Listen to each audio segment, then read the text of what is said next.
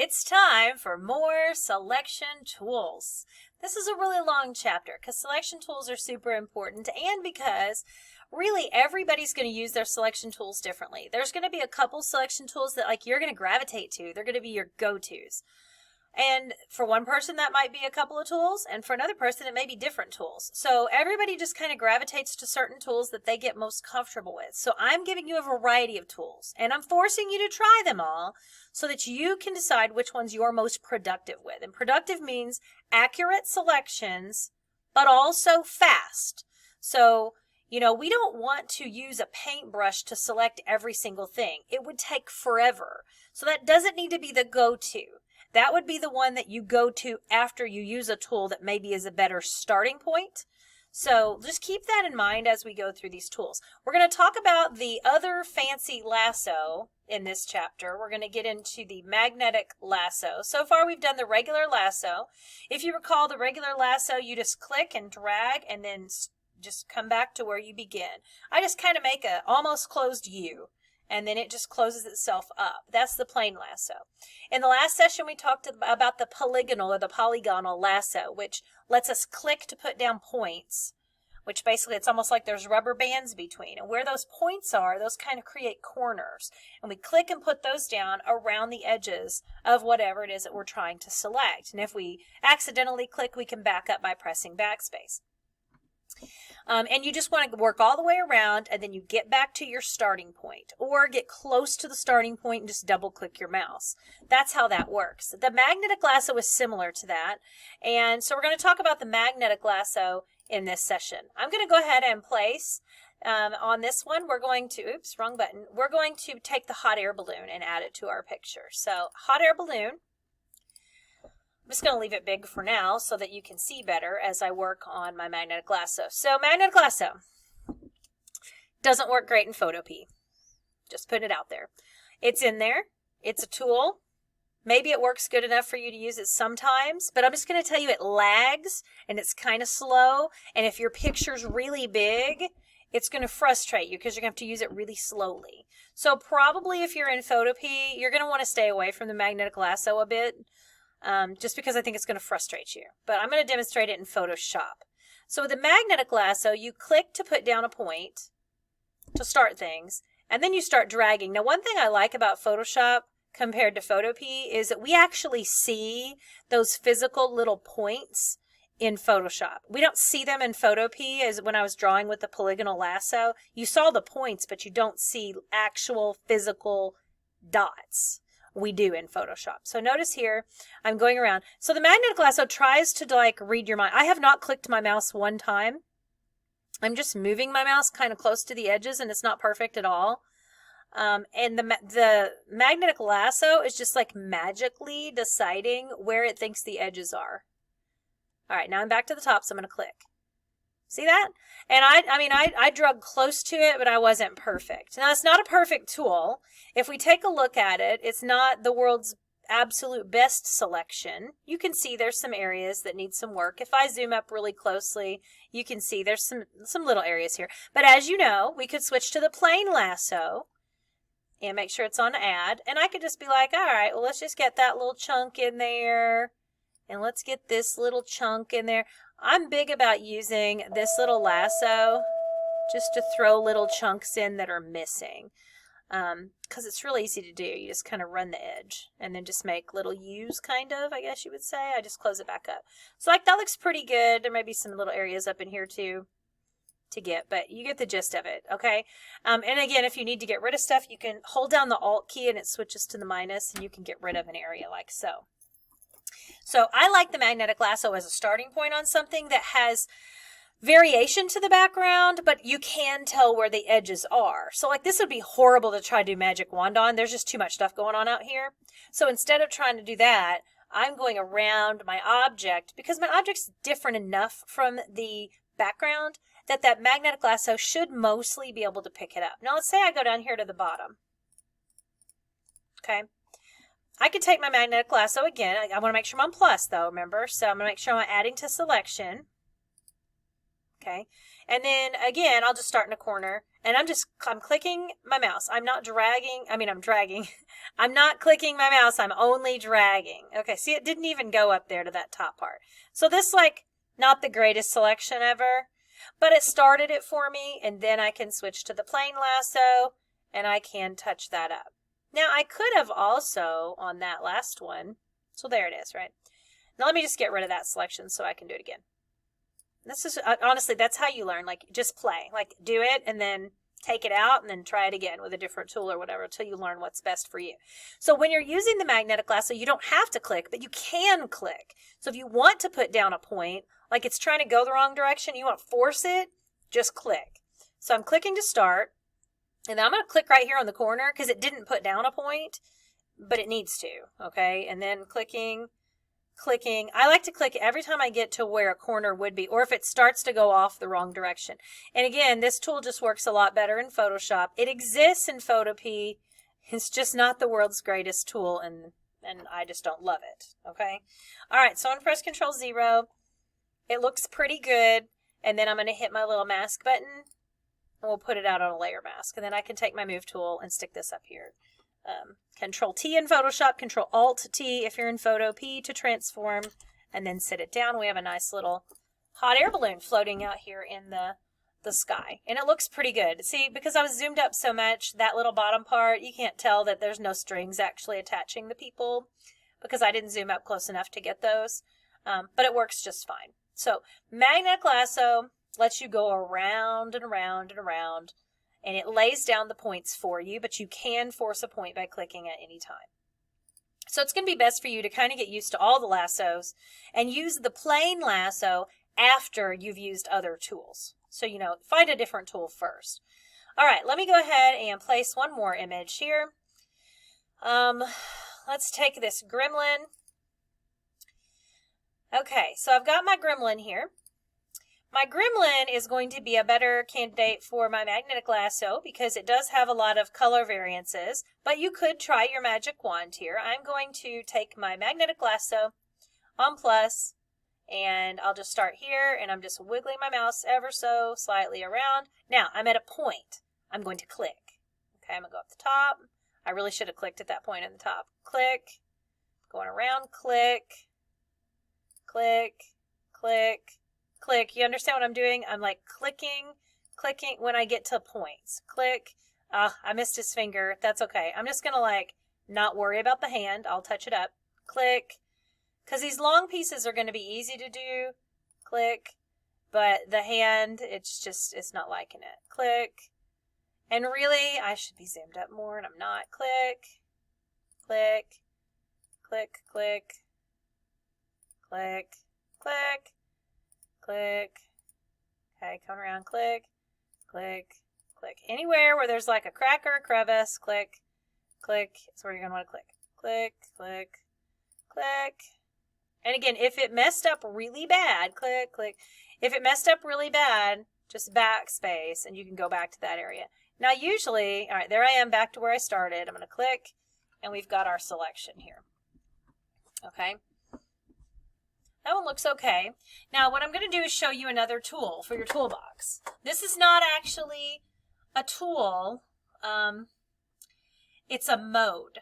It's a viewing mode that allows you to do selecting by using a brush, but instead of having to draw on the mask, you'll be able to draw right here on the screen, okay? I know that sounds confusing, so let me demonstrate. First off, the button looks like the layer mask button, but it's not on the layers panel. It's over on the other side, underneath your color boxes, under your color picker. There's a button called Quick Mask Mode. You can also press the letter Q. So now that I have my preliminary selection, I'm going to click on this button or press Q, and you're going to notice pink happening. Okay? Pink happening. And what that pink means is anything in pink on this layer, see this layer is pink, anything in pink is not selected. Okay, so I'm going to zoom up. So for instance, right here on this ear, that is not selected. So again, in quick mask mode, just like in a layer mask, all we use is a paintbrush and all we use is black or white. So I'm going to take my brush. I want to show that corner of the ear, so I'm going to use white. Make my brush a little smaller here. I'm going to paint that in. Okay. And so anywhere where I'm missing something that I need, I'm going to paint it in. Remember the hand? I said, deal with it later. Now I can deal with it. And I'll just paint in the hand and fix these little pieces that I just decided I wasn't going to try to fix there. And then switch my colors. Use a smaller brush to get in there to paint out those little areas between the fingers. It doesn't have to be perfect. Up here too, there's a little bit of area. I'm not too much worried about a little bit of fringing. Remember, you can press X to switch your black and white too, as well. Okay, that's probably good. All right, and so there we go. So that's called quick mask mode. Now here's the cool thing about quick mask mode is we didn't commit it to a layer mask yet, right? And when I click quick mask mode again, it just switches it to a selection.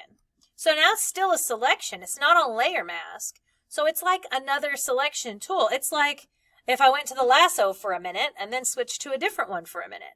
That's what the quick mask mode is. See? So here I am again. And if I'm like, man, let's get rid of that part, then I can just start painting on here. Okay? Again, quick mask is used prior to adding a layer mask.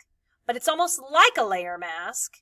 It allows you to paint that stuff in. But the cool thing is, then you get to come out here and it's just a selection. So you can do whatever you need to do to it, right? Now I'm going to add my layer mask here. And then there's my little gremlin guy. I can press Control T because I'm in Photoshop, Control Alt T if I was in the other program. And I can have him in here getting ready to throw down with my smart car. Okay? So that's quick mask mode. Let's take a look at it in Photopea because my Photopea users are probably going to be using this tool a bit. Let's open in place. I'm going to try and see how well my magnetic lasso works because like I said, it doesn't work as well in Photopea, but we'll try. So I'm going to click and hold, find my magnetic lasso. Again, probably you should zoom up. And this picture is not huge, so it shouldn't be too awful, but just remember you won't see the dots get put down. So I'm clicking.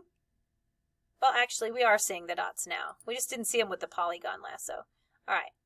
I'm just running along the edge. As you know, it actually isn't going too bad. I'm going to click, but it does run slower on a Chromebook. So if you're on a Chromebook, just like don't get anxious. Just give it time, okay, as it goes. All right, here we go. Decide what you want to do about this hand. I'm just going to call it a day and not worry about the hand and come on around. Okay, click on those armpits. Any little cracks and crevices, give it a click to force it, just like before. Okay, here I go. Hopefully you're not still watching me and you're over on your document trying to do this or trying to do it again if you did it the other time. Remember, practice makes perfect. And you know, it's fun to just have my voice going in the background, right? I think that's always a good time. This seems so long when you're trying to do it live or like when you're recording because you think, man. All right, I feel like these edges look like they're out too far. Let's hope they're not. All right, I'm almost back to where I began. I'm right on top of it. I'm going to click. All right, bam, there we go. There it is. Now, let's go into that quick mask mode, right? So, again, we have a button over here, or we can still press Q, and look, same thing. It just turns it all pink, right? So, now I use a paintbrush. So, paintbrush, make your brush bigger or smaller, black to hide, white to add. So, I need to add in the hand here. So, I'm going to switch to a white paintbrush. Paint right on here. Remember, I don't have a layer mask yet, so I'm not painting on a layer mask. I'm just painting right here on this layer. I probably should have made my brush smaller. It's a little too big there in some of those areas, but it's okay. Now I'll take a smaller one, and I'm going to switch my colors. So black is on top, and just go in here and sort of fix some of these little things, and I'm not really going to worry too much about it. There is a little bit of fringing on here, and if it really, really badly bothered you, you could go in here. I guess you could see what it looks like, and then you could undo after you add your layer mask if it's like super bothering you. I don't know that it's going to bother me too much, but anyway, but that's how that works. So you just basically use that brush. When you're done, I'll Control 0 to get it all in there. If you're like, all right, yeah, that looks good, then just click your cube again, and now you've got your selection, right? And then we just add our raster mask or our layer mask. And again, I can still, like right now in this moment, I could switch to a different lasso. You know, like here's a little part of his arm that's missing. I can be like, oh, okay, well, let me just get the plain lasso and make sure it's on the unite or add. We'll just add that little chunk in there. Let's just add that in now. Or oh, there's some white showing. Let's put that on subtract, and let's just get in that little crack between the fingers and get that out of there, right? You can go ahead and fix your selection along the way, just like this. Or you can wait till you get it on the layer mask. But if you wait until you get on layer mask, then you're going to have to paint on the layer mask to fix it, right? So I'm going to click my mask button. There it is. Press Control-Alt-T because I'm in Photoshop now, or I'm in Photopea now. And then I can resize my little guy and put him into wherever I need him to go. He's going to hide behind that car, so that's fun. All right, there we go. All right, so now, obviously you need to practice with that quick mask. So just remember, the quick mask mode is used in conjunction with your selection tools. But the big thing is you have to have something selected first. Okay, watch. If I go in here, let's say I place, I'll just place this Care Bear. Let's say I place this Care Bear in here, and then I'm just like, well, I'm just going to go straight into quick mask mode. Okay, did you see anything happen? No, because it won't. You have to have something selected first. So I clicked off my quick mask mode, and let's say I take my lasso and I just draw a little thing around the little mouth. Okay, now I'm going to click quick mask mode. Now it's actually working, right? And remember, I can't now go in here and be like, oh, it's time to use my magic wand. Well, no, now you're in quick mask.